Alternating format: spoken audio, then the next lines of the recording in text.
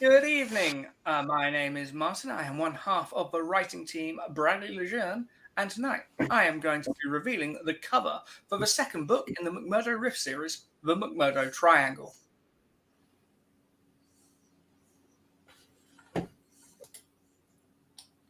Joining me is my good friend and co-host for tonight, Dickie Holiday. How are you doing? And it doesn't say Dickie there, it says Richard, but I'm here. I'm not the other half of Bradley Lejeune, unfortunately, but I am happy to be here to discuss this very three-sided adventure. Yeah, we will be releasing the second book at the end of January. It is now live for pre-order. It's a great time. If you haven't read the first book in the series, you can dive in now and be ready for book 2 as it's released. Why wouldn't you want to do that? I don't know. You've read it, haven't you, Richard? You enjoyed it? What, book 2 or book 1? Book 1. Oh, yeah, very good. Yes. It was very, very good. Here's my original first edition copy with fingerprints. It was really good. Blast in space kind of thing. And hello to everyone watching. We have the brilliant author Anne Sophie in Germany. We have Mr. Barrett Laurie in the US of America. We also Does he not know it's a Sunday? Why is he working? Books by Adrian, who is not working, but is no stranger to working the weekends. I'm also here. Good. So are you. I am also here. And we have running to write, Mr. Ben Pick. He's probably squeezes in between jogs. Which means the gang's all here, as is Cool Gamer. And I always assume that Cool Gamer has the latest consoles and goes around laughing at people playing Tetris. And the amazing Hannah Palmer.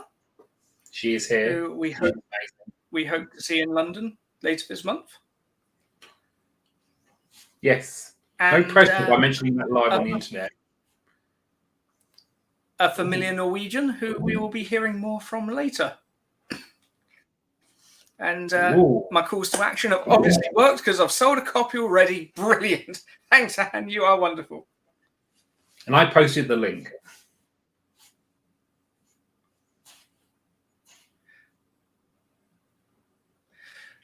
I'm pretty sure Books by Adrian features in this book because he is a space shuttle pilot after all, so you might slip in there. It is 2023. How exciting. Oh, Hannah, you're quite the charmer. You're like no other.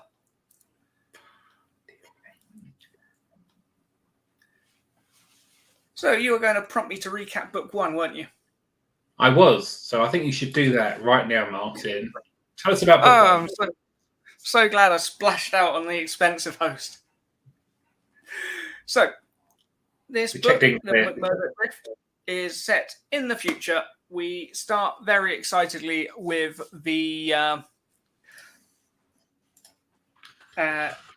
this is a very good point. We will not be mentioning anything past the first half of book 1.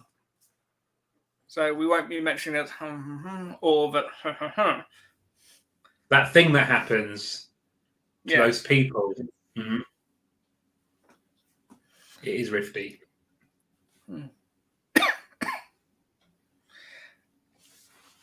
So we open in Berlin in the far future, which is currently being wrecked by an alien mothership. As such happens, we meet. What did Anne do to deserve that one, Martin? Why are you wrecking Berlin? Well, it was going to be New York, but then it's always New York. So New York's been blown up so many times before. It's a bit old hat. They'd get there and it would just be rubble already. But But there's also undertones of Germany in the 1920s that run throughout the series, if you're looking for them. And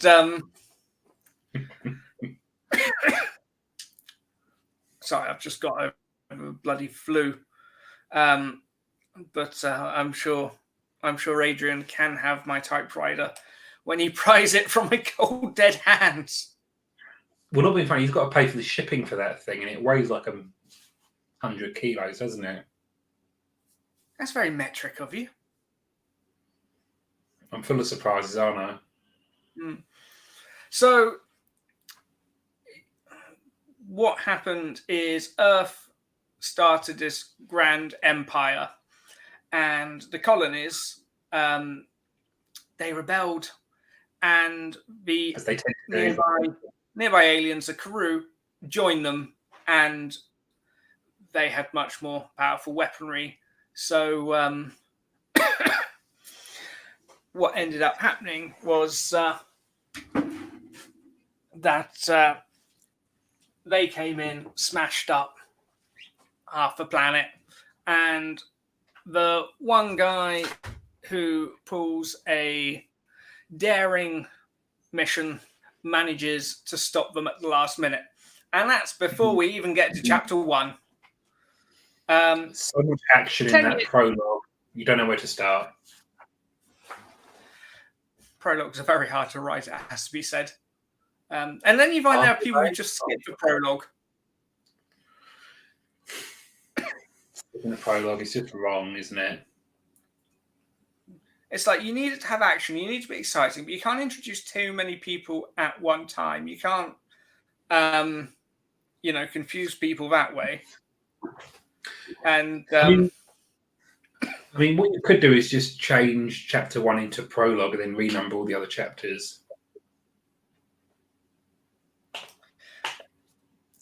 Why is it the only people who ever complain about colonization are the people writing for the colonies? I mean, America's pretty imperialistic as well in recent times, so it's not just us.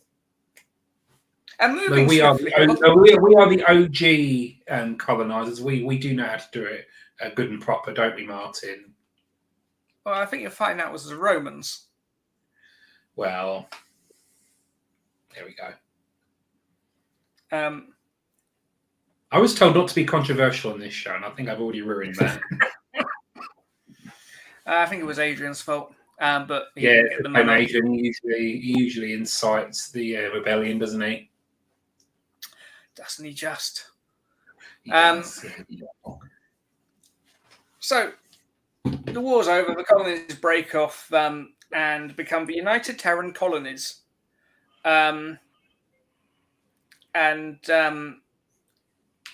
Earth just becomes another member state rather than the big I am, which some people aren't too pleased about. Franklin ends up moving to become a bartender on a liner known as the SS Olympic, right out in the McMurdo Rift, which nearly synchronized there. Is a quiet backwater where absolutely nothing happens, and he assumes it's always going to stay like that. However, his peaceful life is shattered when his ex-wife walks into his bar and says she needs his help to find her husband. And that's just chapter 1. Cool.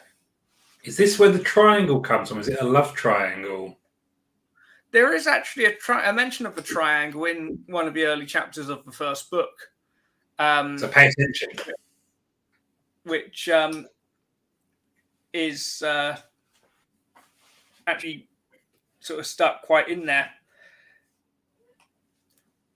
Hello, Victoria. So good to see you. It is. We'll hopefully be seeing her on the 28th as well. Oh. So that's the setup for everything going forward, basically. It's sort of in the style of The Expanse. If you've read Gareth L. Powell's Embers of War series, there's some similarities there. Things like Firefly, or those kind of shows. Alien, obviously. Look, I'm going to hold them both up together.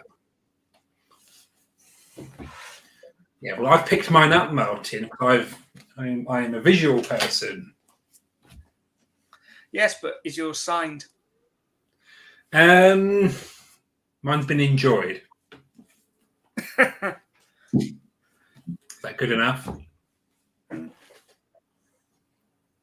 So, Mark Franklin sell signed copies of your book, by the way. If anyone ever wants them. Well, also you've got to get you and Malcolm to sign both of them, haven't you? Or have you come up with a sort of, mash-up signature for this that you can just auto pen on or print on? I don't think people actually like those. But book plates are very popular, I'm told. I don't really know what a book plate is. Is it like a postcard? No, it's like a little business card sized piece that you sign on and you come back and be put in the book. But it's much easier on the postage. Yes, dear. So Mark Franklin is our hero. He's the guy that saved the world at the last minute, but he's not particularly happy about it. He's glad he sort of stopped things getting worse, but he feels a bit bad about the fact he had to kill people, which makes him a bit of a reluctant hero. He is at times a bit of a wet blanket. He's a bit like Katniss from the Hunger Games. He's very angsty. But his ex-wife, Sarah, is they had a falling out back in the day because she's from Mars. Mars fought against Earth, but Earth was Franklin's home, and he felt compelled to go and defend it. Hang on a second. I thought women were from Venus and men were from Mars. No, that's not canon. And they were never able to get back together, and that's been an albatross around his neck for a very long time. Sarah, however, has remarried, or she sees that their marriage was void and they were never actually married, to our third character, Vikram Shah, who he fought against Earth in the war and has now become very distrusting of his one-time allies, the Karoo. And he was last seen in the McMurdo Rift investigating what they're up to out there and has gone missing. Mystery. Sarah is the pilot of a ship called the Mutt's Nuts, which is a small freighter. Originally, we kind of envisioned it like a runabout from Deep Space Nine. Victoria knows what those are. She can explain it to the rest of you. But like a small, not quite a shuttle, but not much bigger. And then we sort of realized writing the first book, we kind of needed a bit more firepower. We needed... I've already mentioned Firefly, you idiot. What? Need a bit more firepower, need a bit more space, needed to be able to fit a few more people on there. And so part of book 2 is getting the ship upgraded and more able to withstand more plot. But yeah, it's more of a Millennium Falcon, more serenity. That brings us on to a good point. Tell us more about the ships of McMurdo Rift, Martin. Or just get up and leave, whichever suits you. I'm just going by the outline I was provided with, so...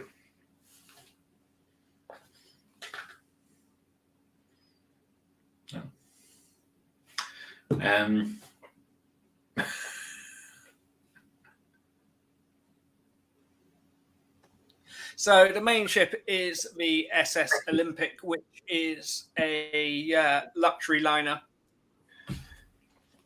Question is it that one? Is it that one? That is for the reader to interpret as they decide. And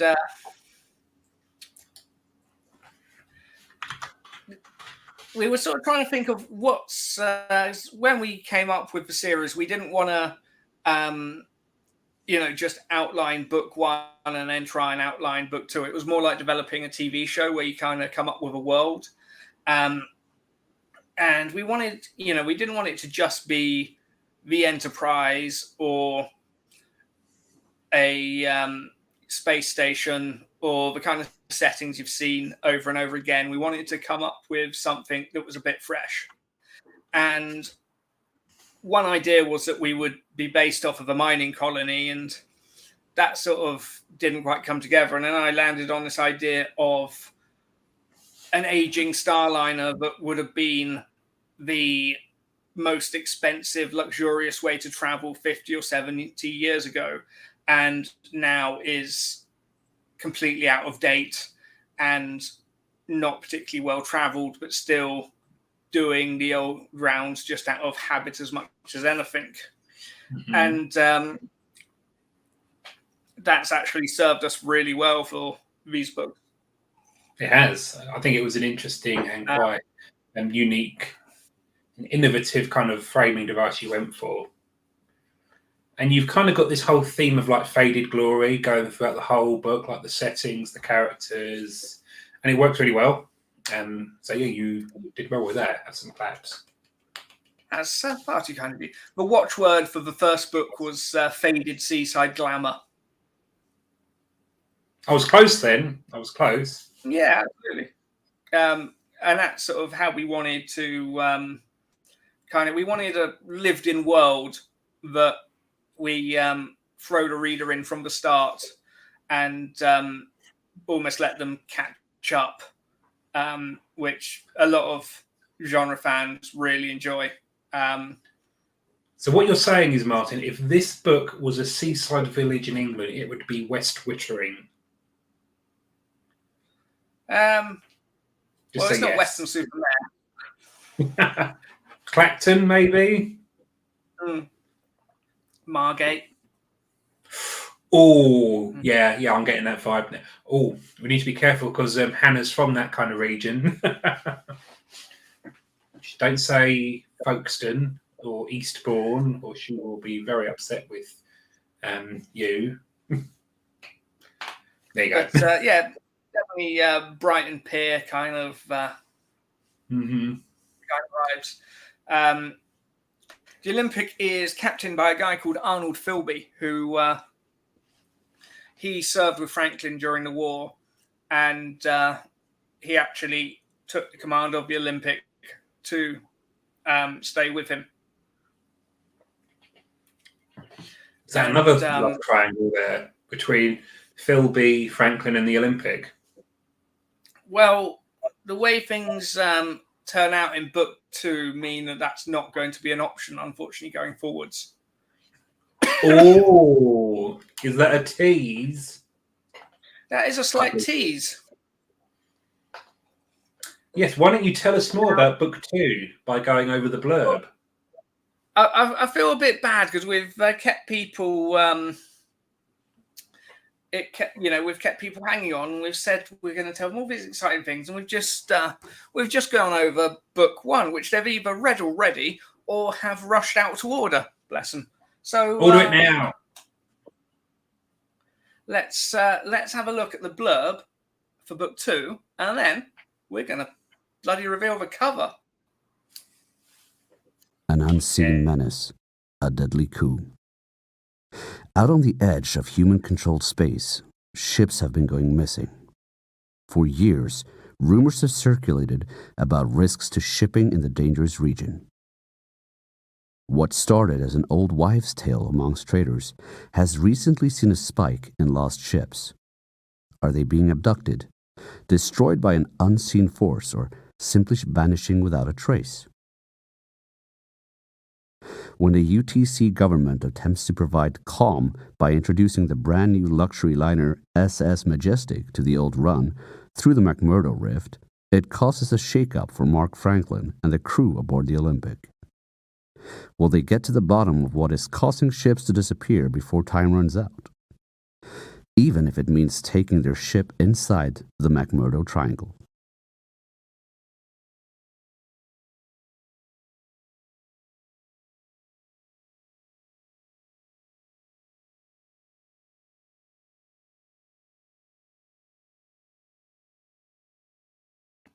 Hey, how good was that? And I don't if you have want to one of read that those. with face size, click the link down in the description to be taken to the Amazon page where you can actually pre-order it, which is pretty good. Martin, tell us about the cover.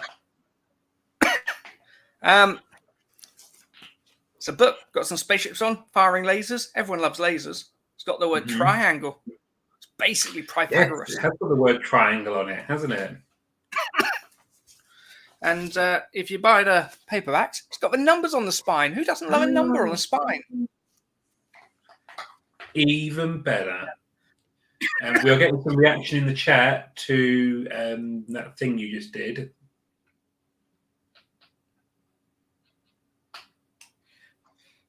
Thank you, Barrett. That's very nice of you.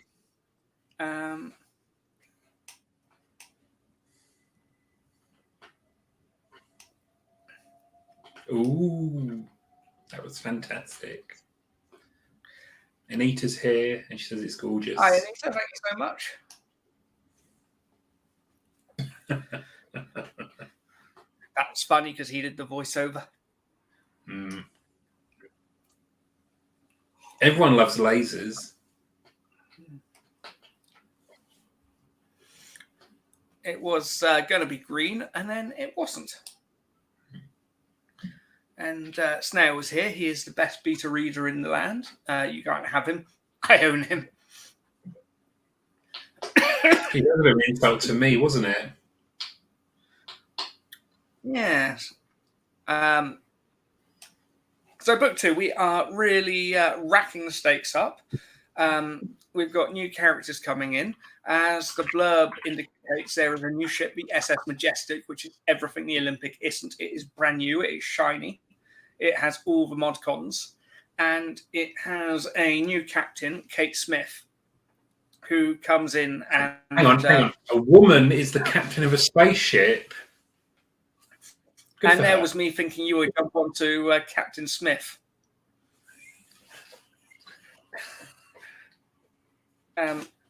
Did you say the name was set phasers to fun?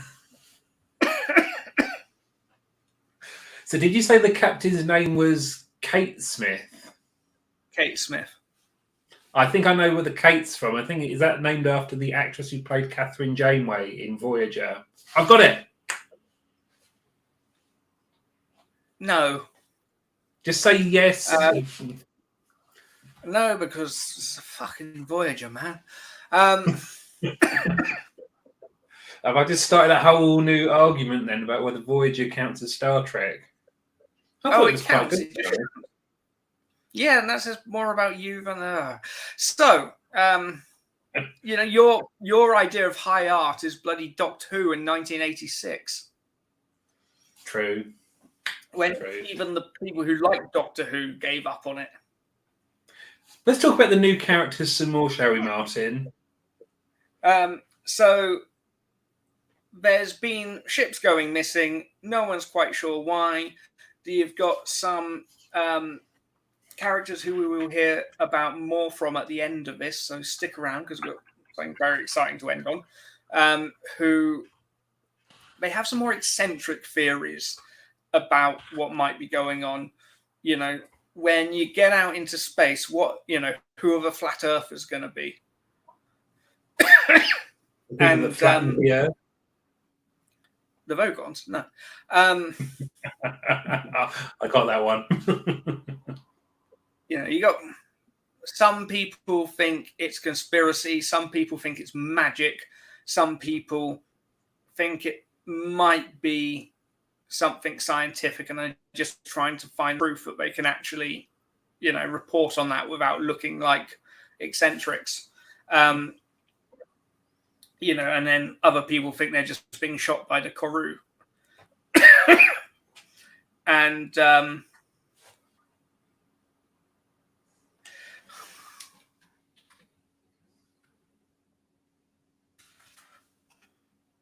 I want a new beta reader. That's all. Deep Space Nine for the win.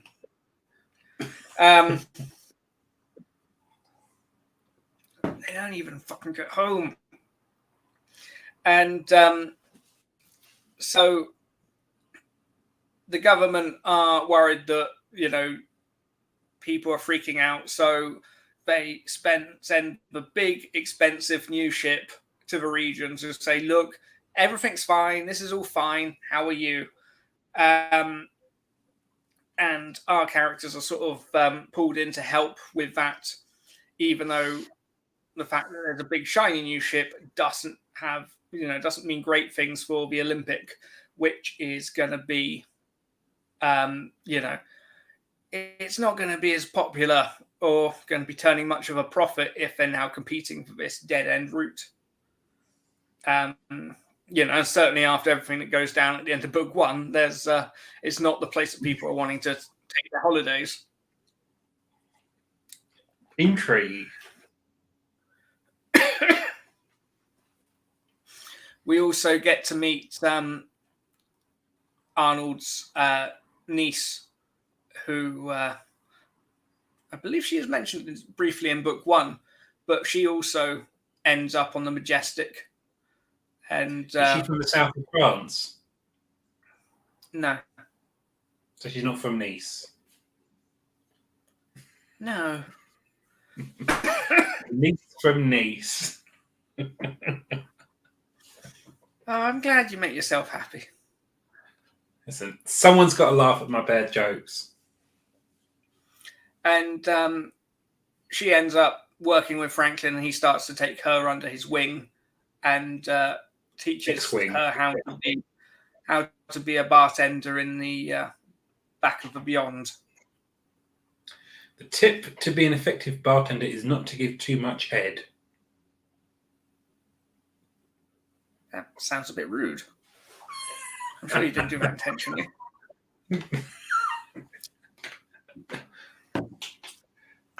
It's not that kind of book at all, which is a shame because I think they're much more profitable.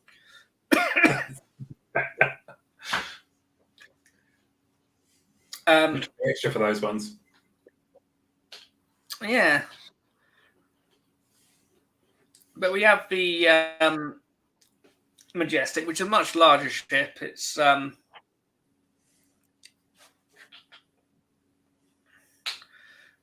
I'll throw you the link. You can take over.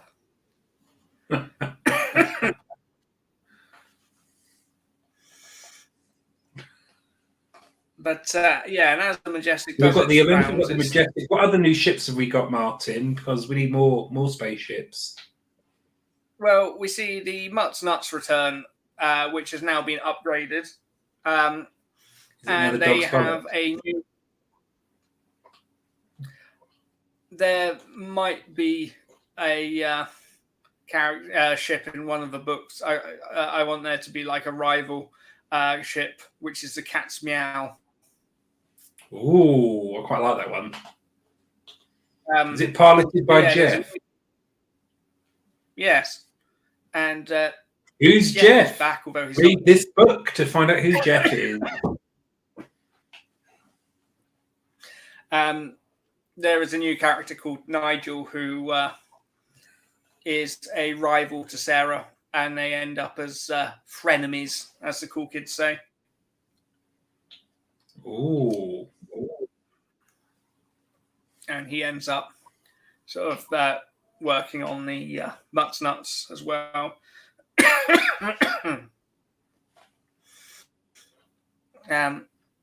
Jeff is that a picture of Jeff? The best. That is not Jeff. But there's definitely strange goings on, and they find out why the ships are going missing, and it's not what people first assumed as they were going in, which is very exciting. There's a good bit of misdirection, is there? Adrian's back. There's, some people speculating it's actually him that is the reason that ships are going missing, but that's not the case either. I think it is. Yeah, it could well be. I think the real reason is that ships are falling through into the void, to quote our good friend Ben Pick's book. See, I'm already writing the tie-in for you there, Martin.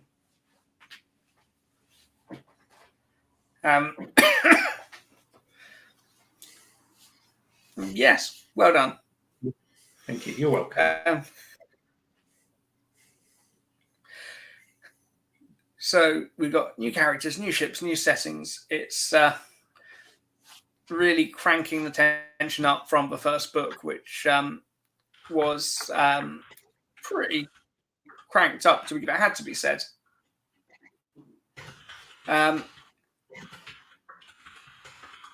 But let's have another look at that cover, shall we? Yes. Cover my face up. Ooh.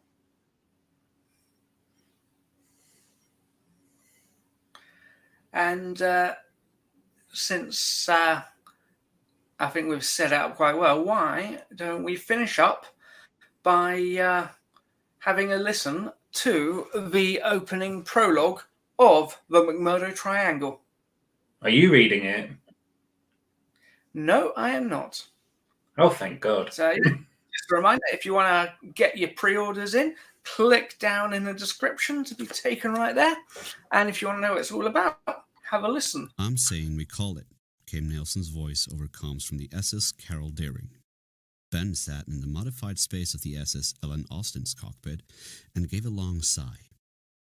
It was in a cramped space with only room for 2 seats. A curtain hung across instead of the door that might once have led into it.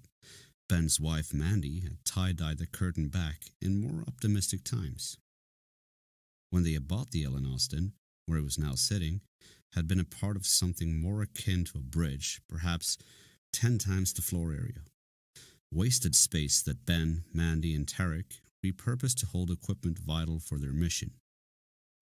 Okay, Ben agreed, trying to hide his reluctance. He looked out at the Carol Deering, close enough to appear as a bright spot.